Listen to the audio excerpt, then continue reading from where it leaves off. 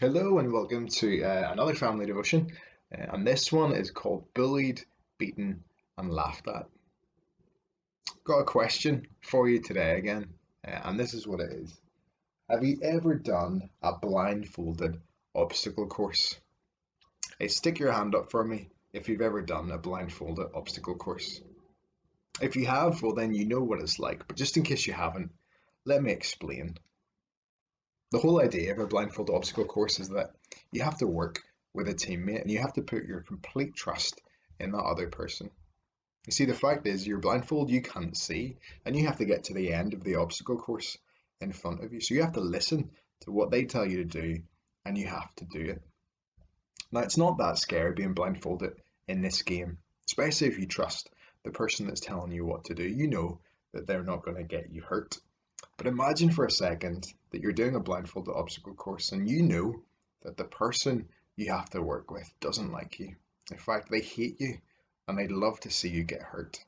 Well, that might make things a little bit more scary. It wouldn't feel very nice at all. In our passage today, we see that Jesus is blindfolded. And sadly, the people that are around him, well, they don't care about keeping him safe. Instead, Bible tells us that they bully him and they hurt him. Let's see what happened. Just a couple of verses today from Luke 22, verses 63 to 65.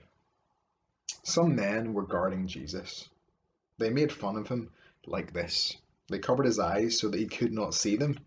Then they hit him and they said, "Prove that you're a prophet and tell us who hit you." The men said many cruel things to Jesus. Jesus has been arrested by soldiers. He's now at the house of the religious leaders. His friends have left him, and Peter has denied him. Things are bad, but they get even worse.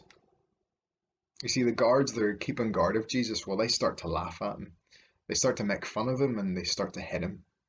They clearly didn't believe that Jesus was the Son of God, just like he said.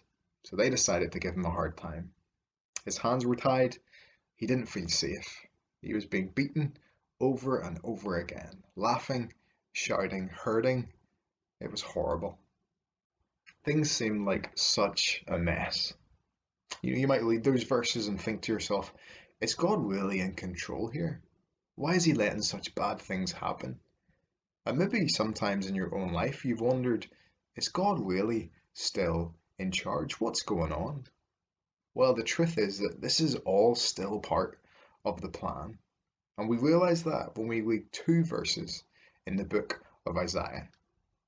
Isaiah 50, verses 6 to 7 says this: I offered my back to those who beat me. I offered my cheeks to those who pulled my beard. I won't hide my face from them when they make fun of me and spit at me. The Lord God helps me, so I will not be ashamed. I will be determined. I know I will not be disgraced. Isaiah helps us to see that this was all still part of Jesus' plan. It was all happening just the way it had to.